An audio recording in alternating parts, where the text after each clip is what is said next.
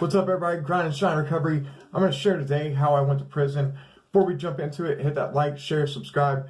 Guys, we're really starting to pick up a lot of subscribers. I'm so grateful to the 700 people who have subscribed. It just means the world to me. We're going to keep growing. This is more than just a YouTube channel. This is a community for addicts to help addicts, and for people who ain't addicts to get to know addicts and see addicts in true recovery and see that they can live a normal life and contribute to society. So let's jump into it. So my last time getting locked up was in 2012, and the way it ended up happening was I was living in an efficiency apartment with me and my fiance then, my now wife. Luckily we did both get clean together. We had to separate to do it, but it worked out. So we were living in efficiency. At this time I was on subs, but I was just using Suboxone in between doing dope to not get sick. So I wasn't prescribed. It was a long story. So I wasn't doing it the right way. So I was also hustling to support my habit, and I got into selling heroin even at one point, and I was just doing whatever I had to do to support my habit, and that that's priority. We all know how that is when we're out there just running. So somehow around Christmas of 2011, me and this guy, he did me a favor. He did me a real solid, gave me a ride when no one else would give me a ride, and it worked out to where I got a bunch of medicine that I had needed really bad, and I knew about someone who was living with him but stealing from him. So I kind of told him what was up, but that, hey, dude's stealing from you. I would get him out of your house if I was you.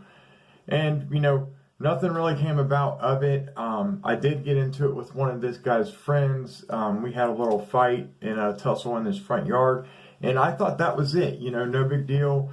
Blah blah blah. Kept going back over to the house where this guy lived. This place was kind of like a trap house. The guy who owned the house was the guy who gave me a ride. His nephew lived there and hustled and sold weed. Me and him did trading off and on. And the other guy had lived there also. It was like a flop house. So I go over to make a trade with this guy on New Year's Day, a week after this guy gave me a ride, and I told him about this guy stealing from him. And I go in, dude acts like normal and everything. He said, let's go outside, the kids are in here, blah, blah, blah. He just had a newborn baby. He's living in a basement. I mean, it's just terrible.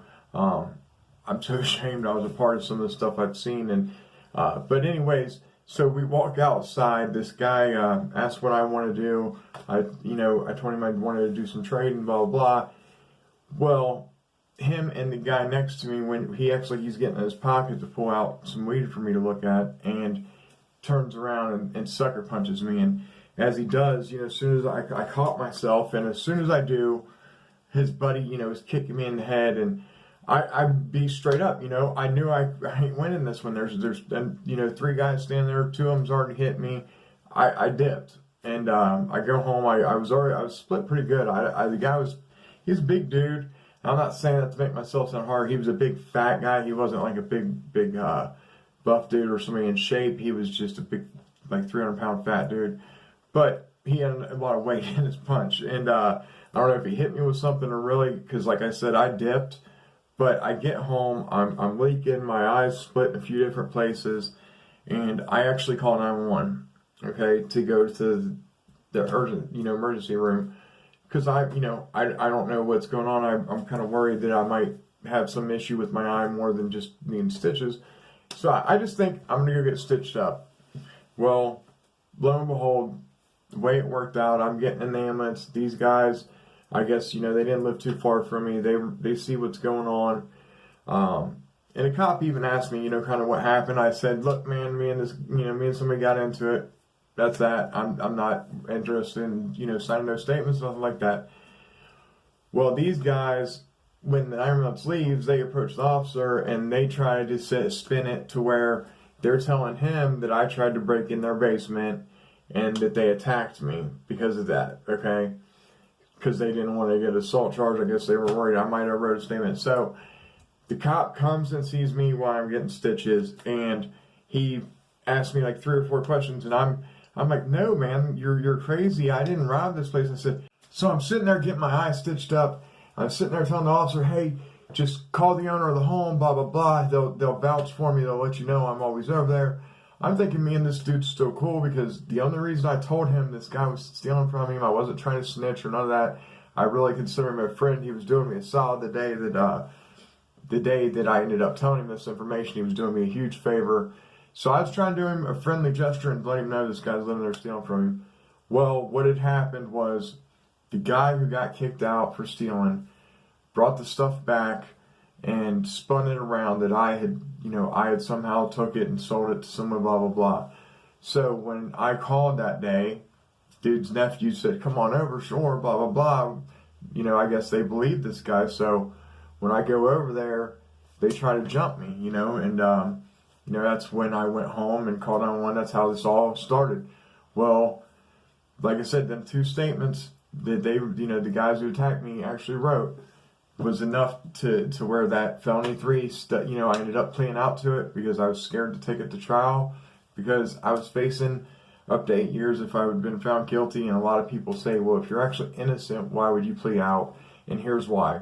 I had already sat in jail 4 months, but by that time, I was scared to risk taking 5 more years because if you take it to trial, they're going to give you a lot, harsher sentence for wasting their time, seating a jury and all that. So I was too scared to do that. So I pled out because I felt like, they were going to give me 2 years at most, but I could go to do my time, do also a rehab program, and I can get out in around a year or so, maybe 18 months. So I was cool. I was like, cool, I'll go get help. I'm sober now. I'll hopefully get some help to where I can get out and stay sober. Now, I did get out and mess up, but the one thing is this was the turning point where I was like in my life where I knew I had to associate with completely different people and strive to do a lot better because I didn't want to keep having this crazy bull crap, this crazy bullshit that's, like this that happens because you're hanging around with sleazy, grimy pieces of shit. And I don't think everybody using dope is that. Like I said, I'm a recovering addict.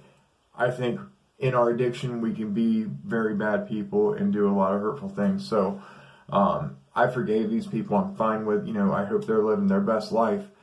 That's hard to say because I did hold a lot of grudges. But this shows our legal system is set up to process cases. It's not really set up unless you have money or unless it's a high profile case. You do not get the innocent till proven guilty treatment. Like I said, I served 4 months before I actually even got a chance to plea out. So if I was, innocent till proven guilty is out the window at that point because I'd done, what if I took it to trial and would have won, and which I would have did if I had a paid lawyer and not felt that it, I was just scared. Like I said, I didn't want to take my chance to roll the dice because, they would have used my record against me. And that's another thing that shows, if you get in trouble, it can haunt you, because I had petty thefts and different stuff like that and drug possessions and felony drug possessions on my record. So to them, the prosecutor would have used that against me to say, hey, of course he did it. Look, he's a drug addict. He's got, that's what they do. And it's not necessarily fair. The legal system definitely has a lot of flaws and definitely needs fixed, guys. I wanted to share this with you. I'm going to continue with my experience of getting sick in jail and my experience of going on to, getting sent up, I'm going to share all that experience. It was a rough trip. It was very rough first month in there, I'll tell you that. So look forward to that video to come. As always, guys, stay up and stay safe.